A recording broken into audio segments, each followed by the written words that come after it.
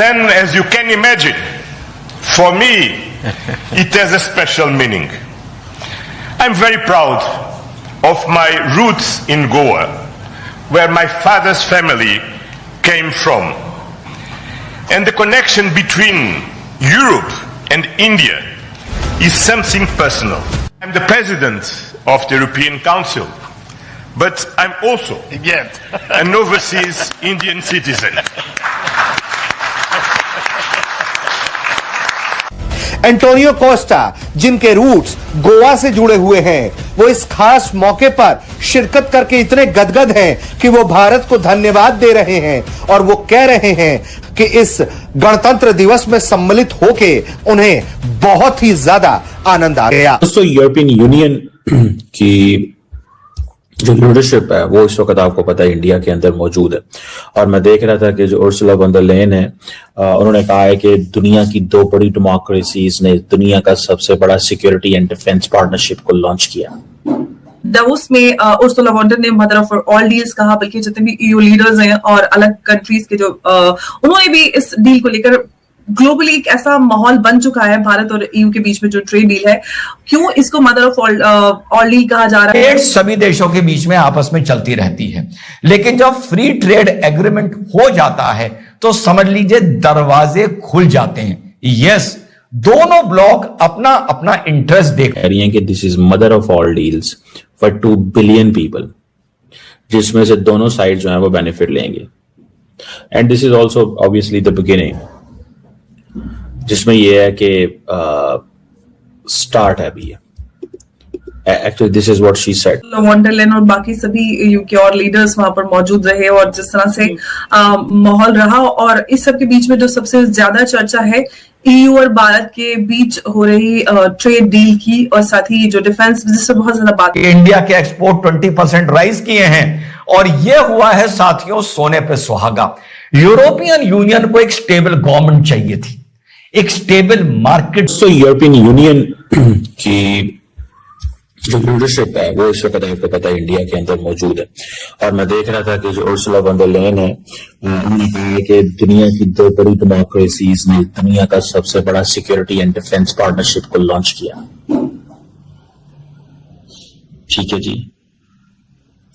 अच्छा, मजे की बात है कि ये जो डिफेंस डील है, this is a defence and maritime security partnership है, defence and maritime security partnership. और दूसरी बात यह है कि वो कह रही हैं कि this is mother of all deals for 2 billion people, जिसमें से दोनों साइड जो है वो बेनिफिट लेंगे। And this is also obviously the beginning, जिसमें यह है कि स्टार्ट है अभी। Actually this is what she said. अच्छा, मजे की बात यह भी है कि आप अगर इस चीज को देखें कि जो डिस्कशन हो रही है, जिस अंदाज से ये सारी बात हुई है, इंडियंस के लिए ये बहुत ही सिग्निफिकेंट मोमेंट है व्हेन अमेरिका के साथ ताल्लुकात खराब है। मोबिलिटी के हवाले से बात हुई है, इंडियंस अब यूरोप जाएंगे, दिस इज मोबिलिटी ना। इंडियंस को तो सबसे ज्यादा ये है कि हमारे यंग लड़के सारे जाएं यूरोप, यंग लड़कियां यूरोप जाएं। अब इंडिया जो है वो ईयू में इन्वेस्टमेंट करेगा, ईयू इंडिया में इन्वेस्टमेंट करेगा, मतलब दिस इज सिग्निफिकेंट थिंग। ये एक बहुत बड़ी सिग्निफिकेंट चीज है। देन आप देखें जो फ्री ट्रेड एग्रीमेंट है, it will bring opportunities for energy manufacturing sector में। बड़ा ट्रेड एग्रीमेंट है और 3 दिन से वो यहाँ पे है। जो यूरोपियन लीडरशिप है वो 3 दिन से यहाँ पे है। आप यहीं से अंदाजा लगा लें कि इतना दे हैड अ फियर कि अगर अमेरिका के साथ हमारी चीजें नहीं हो रही, जैसे फॉर एग्जांपल अगले दिन अमेरिकन प्रेसिडेंट ने उसको कनाडा को कह दिया अगर तुमने चाइना के साथ डील साइन की तो मैं तुम्हें जो है वो मुश्किल में डाल दूंगा। तो बेसिकली सारे के सारे जो लोग हैं वो तो आ ही इंडिया रहे हैं।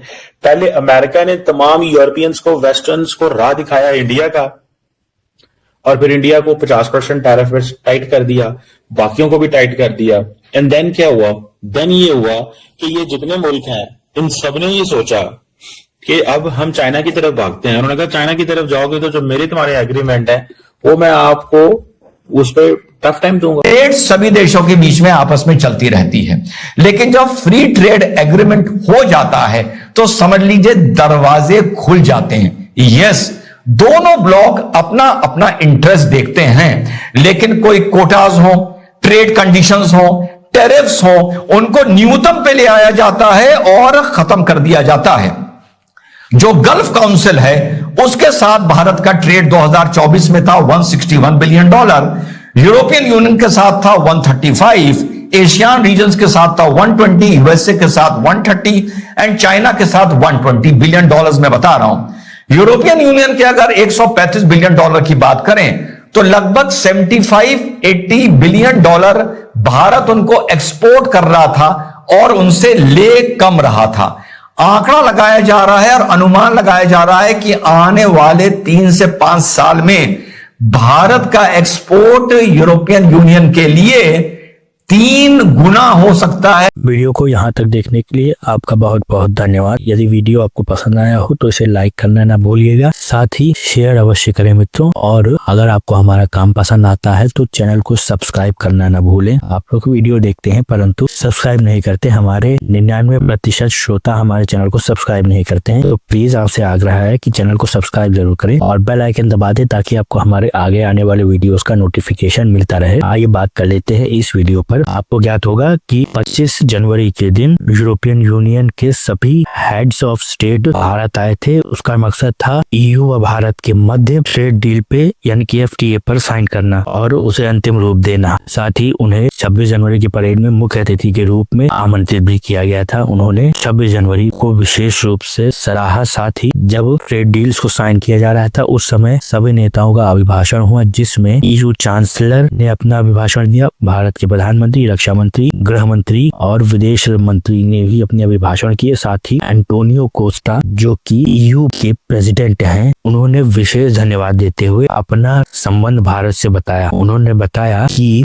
वह उनके दादा भारत के गोवा राज्य के निवासी थे और कई साल पहले रोजगार व धंधे की तलाश में ईयू में आकर के बस गए थे और इसलिए वह भारत के OCI नागरिक हैं। और साथ ही उन्होंने अपना OCI कार्ड भी दिखाया, जिसको देख करके वहाँ सभी लोग अचंभित थे, क्योंकि उससे पहले यह बात किसी को ज्ञात नहीं थी कि असल में एंटोनियो कोस्टा भारत से जुड़े हुए हैं। यह एक सुखद अनुभव है कि भारत के लोग इस प्रकार से विदेशों में जाकर के सफल हो रहे हैं कि ईयू जो कि दुनिया का सबसे बड़ा आर्थिक व राजनीतिक मंच है और दुनिया की 1/4 से अधिक व्यापारिक शक्ति को संभालता है, उसका प्रेसिडेंट एक भारतीय मूल का व्यक्ति है। साथ ही इस ट्रेड डील के साथ अब भारत व यूरोप के मध्य आबाद निर्बाध रूप से व्यापार और वाणिज्य का प्रसारण हो सकेगा और बहुत सारी व्यापारिक बाधाएं, टैक्सेस आदि या तो समाप्त हो जाएंगे या एक रीजनेबल रूप से उनमें कमी आ जाएगी और दोनों ही तरफ के जो व्यापारी वर्ग है उसको विशेष लाभ मिलेगा। यह वीडियो आपको कैसा लगा हमें अवश्य बताइएगा। आपका बहुत बहुत धन्यवाद।